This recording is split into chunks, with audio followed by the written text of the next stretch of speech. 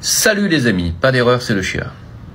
Je vais vous présenter aujourd'hui le véritable président de la France. Oui, c'est Larry Fink. Larry Fink, le véritable président de la France, le patron de BlackRock. En effet, cette interview du Figaro de Larry Fink a eu lieu le 7 juin dernier, soit il y a à peu près 12 jours, c'est-à-dire juste avant les européennes. Il est venu en France donner ses directives à Macron. Les directives sont les suivantes, mes amis.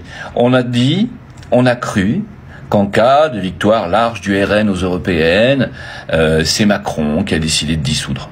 Non, c'est Larry Fink. Il lui a dit, tu dissous l'Assemblée nationale, tu fais des législatives anticipées. C'est le RN qui gagnera les législatives anticipées. On va créer le chaos. On va payer la gauche pour foutre le bordel en France. On va même payer, pourquoi pas, des groupuscules de racailles pour mettre la France à feu et à sang. Une France raciste, bien sûr. Une France facho, qui n'a pas le droit d'exister.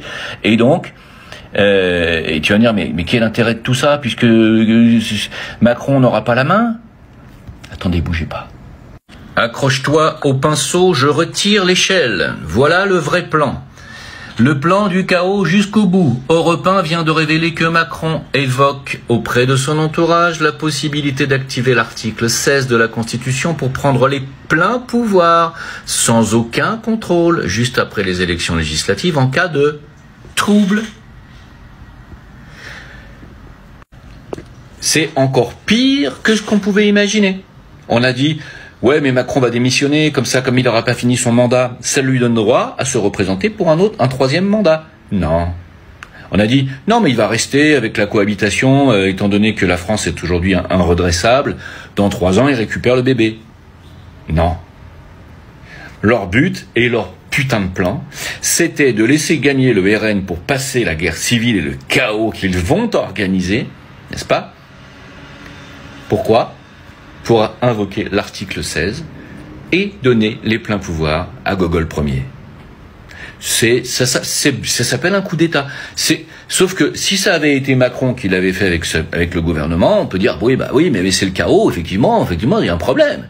Sauf que là, c'est pas Macron qui décide ni son gouvernement, c'est BlackRock, c'est Larry Fink. Alors vous allez me dire, mais pourquoi ont-ils autant de pouvoir? Ils tiennent plus de 50% de la dette française, les BlackRock. C'est le fonds de pension des Rothschild.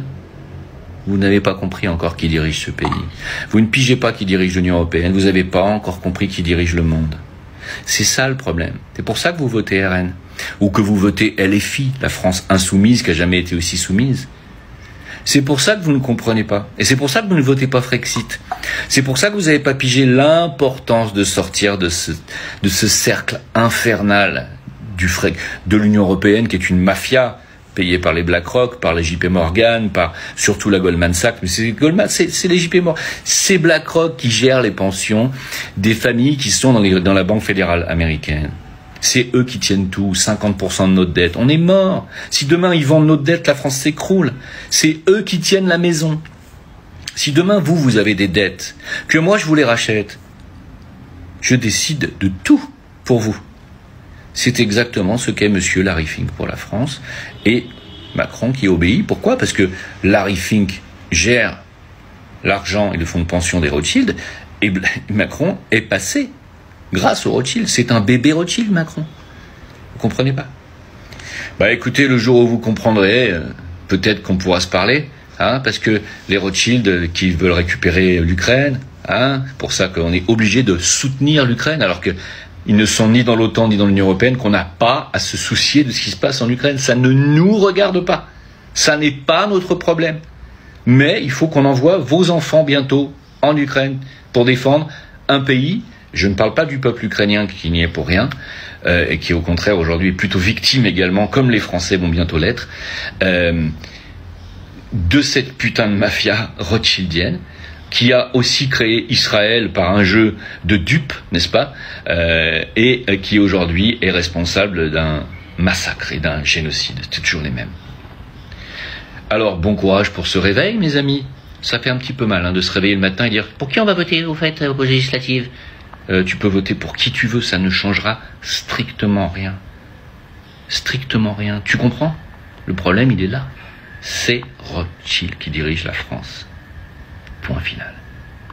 Si vous voulez toutes les infos et vous voulez mon canal d'information, vous m'écrivez à jimleveilleur@gmail.com et vous m'écrivez tout simplement vos contacts. C'est tout. Bonne journée.